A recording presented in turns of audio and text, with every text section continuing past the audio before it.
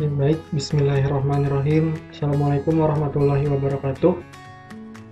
Kita berjumpa kembali dalam mata kuliah statistika.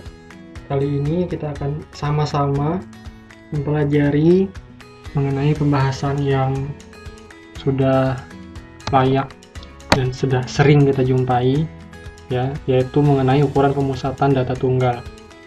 Jadi ukuran pemusatan data ini merupakan komponen yang cukup penting untuk dibahas.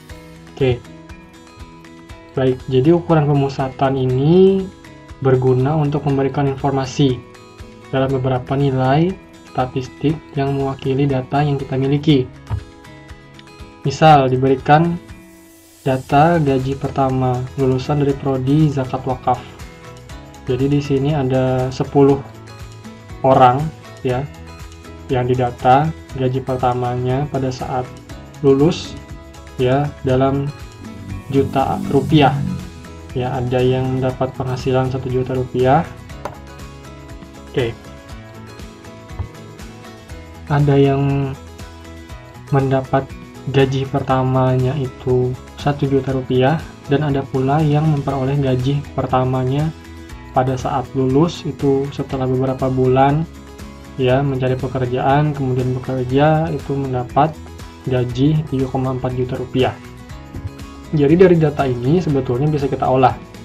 Kita olah akan menemukan informasi, salah satunya yaitu mengenai titik pusat dari sebaran data yang sudah kita miliki. Oke, jadi bisa kita ilustrasikan sebetulnya ukuran pemusatan itu seperti segitiga yang disajikan dalam ilustrasi ini, ya. Jadi yang namanya ukuran pemusatan itu bisa terdiri ya umumnya dari min atau rata-rata. Kemudian termasuk juga di dalamnya itu adalah median atau nilai tengah. Dan yang ketiga yang sering kali termasuk ke dalam ukuran pemusatan ya adalah mode atau modus.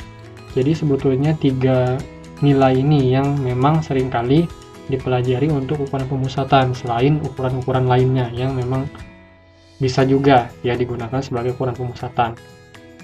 Oke, baik. Jadi kita bahas mulai dari yang paling sederhana dulu yaitu modus atau dinotasikan dengan mo. Modus ini merupakan nilai yang paling sering muncul, paling banyak terjadi.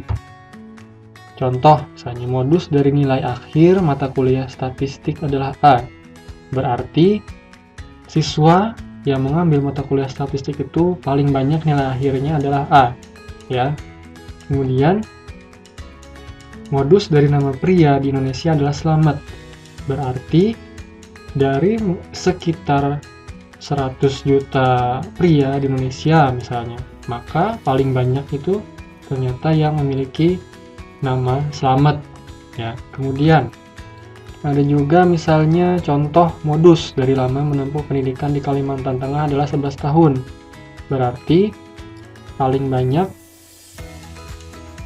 waktu tempuh yang diperlukan oleh penduduk di Kalimantan Tengah untuk lulus dari sebuah pendidikan ya, mulai dari pendidikan dasar hingga pendidikan menengah itu adalah 11 tahun. Oke, jadi dari keterangan ini adalah A adalah nilai yang paling banyak terjadi. Oke, kita masuk lagi ke modus untuk data kuantitatif dan juga data kualitatif.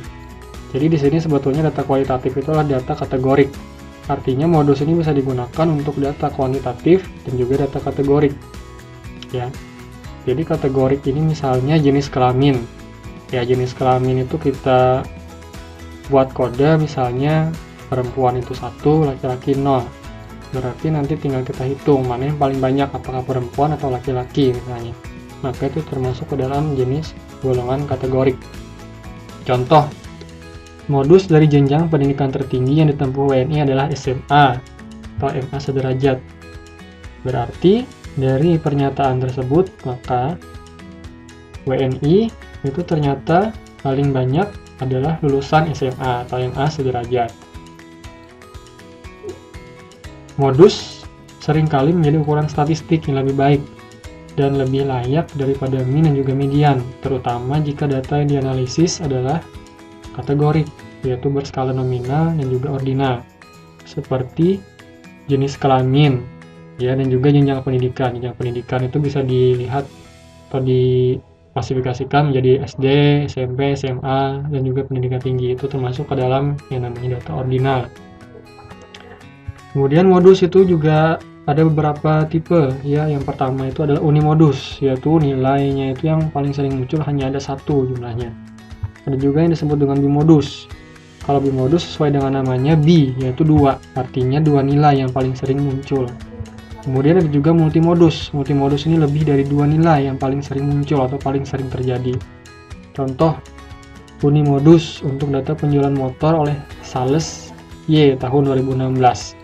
Jadi dari data ini bisa kita lihat bahwa ya 5 itu adalah angka yang paling sering muncul, yaitu sebanyak 41, 2, 3, dan juga 4. Kemudian bimodus, data ukuran rumah tangga pada rumah rukun tetangga sejahtera. Jadi di sini bisa kita lihat bahwa 6 ya dan juga 5 itu angka yang paling sering muncul, yaitu sebanyak 5 kali ya. Kemudian ada juga multimodus dari data IPK mahasiswa zakat wakaf angkatan 2018. Jadi di sini coba kawan-kawan lihat kira-kira mana angka yang menjadi modus dari data IPK ini ya. Coba kalian duga. Oke. Kemudian itu tadi pembahasan mengenai modus. Saya harap kalian paham dengan penjelasan yang saya ringkas ya. Kemudian kita beralih ke median atau nilai tengah. Sesuai dengan namanya, nilai tengah berarti median ini berfungsi untuk membagi observasi data menjadi 2 bagian yang sama banyak ya. Contohnya di ilustrasi ini ada 5 individu, berarti yang menjadi nilai tengahnya adalah yang individu yang ketiga.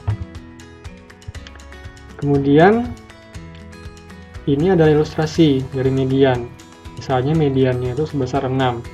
Berarti 50% observasi itu lebih kecil daripada 6 ya ke arah kiri. Sementara 50% observasi lebih besar dari 6 itu ke arah kanan.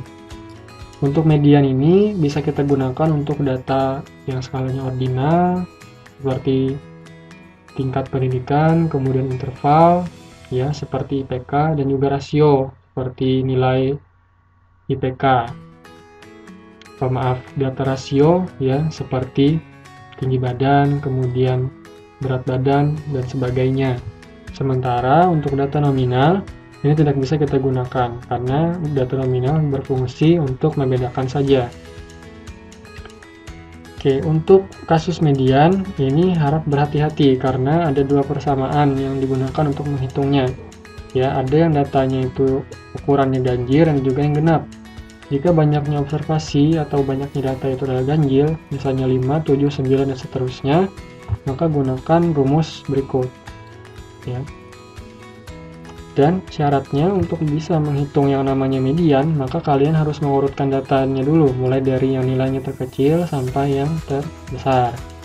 Kemudian untuk ukuran observasi yang genap, misalnya 4, 6, dan 8, dan seterusnya, maka gunakan persamaan yang di kanan.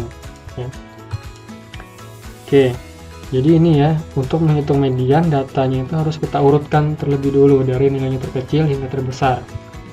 Oke, ini adalah latihan soal, kalian diharapkan untuk mengerjakannya sendiri ya sebagai bahan untuk latihan. Oke. Dari soal ini, modus dan median, coba Anda diskusikan dengan teman-teman. Kira-kira apa jawaban dari poin A, B, C, dan juga D. Oke. Kemudian kita kembali membahas ya, salah satu elemen ukuran pemusatan yang penting, yaitu mean atau rata-rata. Mean atau rata-rata adalah titik keseimbangan dari sejumlah observasi. Kalau misalnya kita memiliki 5 elemen penyusun data, ya, maka bisa kita ilustrasikan mean-nya itu seperti permainan juga jungkit, ya, ada di tengah, menjadi titik keseimbangan. Biasanya min atau rata-rata ini dinotasikan dengan simbol X bar, ya. Artinya min atau rata-rata ini merupakan jumlahan dari seluruh observasi, pengamatan atau nilai. Misalnya di sini kita punya 5 nilai. Nanti dibagi dengan banyaknya total observasi, yaitu 5. Oke. Secara statistik, min dapat dirumuskan sebagai jumlahan dari X dibagi dengan N, yaitu X1 ditambah X2 ditambah titik-titik ditambah Xn per N, ya. Oke, jadi jumlahan dari Xi dengan I sama dengan 1 hingga N. Itu adalah cara untuk membaca persamaan ini. Kemudian di sini kita diberikan contoh data. Ini adalah I, urutan data ke-1, 2, 3, 4. Kemudian X ini adalah nilai dari data ke-1, yaitu 6. Kemudian nilai dari data kedua adalah 4, dan seterusnya. Oke, jadi dengan N sama dengan 4, maka ini kita jumlah. 6 ditambah 4, ditambah 5, ditambah 5, kemudian dibagi dengan 4. Berapa ya hasilnya? Silahkan Anda hitung sendiri. Oke, misalnya di sini ada contoh kasus. Peneliti A melakukan penelitian yang melibatkan sampel laki-laki dan juga perempuan. Diketahui bahwa peneliti tersebut memperoleh 4 orang sampel laki-laki dan 3 orang sampel perempuan. Karena jenis kelamin merupakan data nominal, maka ia memberi kode 1 untuk laki-laki dan 2 untuk perempuan. Oke, jadi ini adalah contoh sebaran datanya. Dan dengan N sama dengan 7, maka diperoleh rata-rata jenis kelamin adalah sebesar 1 ditambah 1 ditambah sekian ditambah 2 dibagi 7 sama dengan rata-ratanya adalah 1,43. Apakah benar demikian? Hal ini keliru, karena min tidak bisa kita gunakan untuk data yang berskala nominal, ya. Jadi min ini hanya untuk digunakan pada data berskala interval seperti IPK dan juga rasio seperti jumlah pendapatan, jumlah zakat yang disumbangkan, dan sebagainya. Nah ini, ya, data IPK, data nilai siswa atau mahasiswa, data jumlah buku yang dipinjam, data jumlah siswa atau mahasiswa, ini bisa kita hitung rata-ratanya. Sementara, data jenis kelamin, tingkat pendidikan, kepuasan siswa, atau kepuasan mahasiswa yang diukur dengan skala Likert, ini tidak bisa dihitung rata-ratanya dengan menggunakan min. Oke, jadi sebetulnya 3 elemen dari ukuran pemusatan data ini sebetulnya saling melengkapi. Atau bisa juga dikatakan tidak ada ukuran yang bisa dikatakan terbaik dalam mendeskripsikan pusat dari suatu data. Ada kasus-kasus di mana min itu lebih bermakna daripada median dan modus. Begitu juga sebaliknya, ada kasus di mana median yang ternyata lebih bermakna daripada min dan juga modusnya. Oke, perhatikan contoh berikut. Di sini Anda diberikan pada 2 data, yaitu pengeluaran dari angkatan 2017 dan juga pengeluaran dari angkatan 2018. Ada 5 orang sampel di sini. Kalau kita cari rata-rata dan juga nilai tengahnya atau mediannya, maka untuk pengeluaran angkatan 2017 ini pasti akan sama nilainya. Sementara untuk data yang kedua ternyata yang mengherankan juga sama min dan mediannya. Tapi dari 2 data ini sebetulnya pengeluaran angkatan 2018 itu ternyata lebih merata. Apakah kalian tahu mengapa sebabnya? Nah, ini silahkan kalian cari. Oke, ini adalah kasus yang kedua. Bagaimana kalau dari data awal tadi kita ubah? Ternyata pengeluaran angkatan 2018 salah satu mahasiswa itu memiliki pengeluaran yang jauh lebih tinggi daripada yang lain. Maka untuk data pertama karena tidak ada perubahan maka tetap min dan juga mediannya. Sementara untuk angkatan 2018 min-nya itu ternyata berubah dari awalnya 600.000 menjadi 720.000. Sementara mediannya tetap 600.000. Artinya dari data ini bisa kita katakan bahwa min lebih sensitif terhadap perubahan data daripada median. Ya, jadi ini adalah latihan soal, silahkan Anda kerjakan. Ya, dari soal ini coba Anda amati apakah ada perbedaan antara min dan juga median.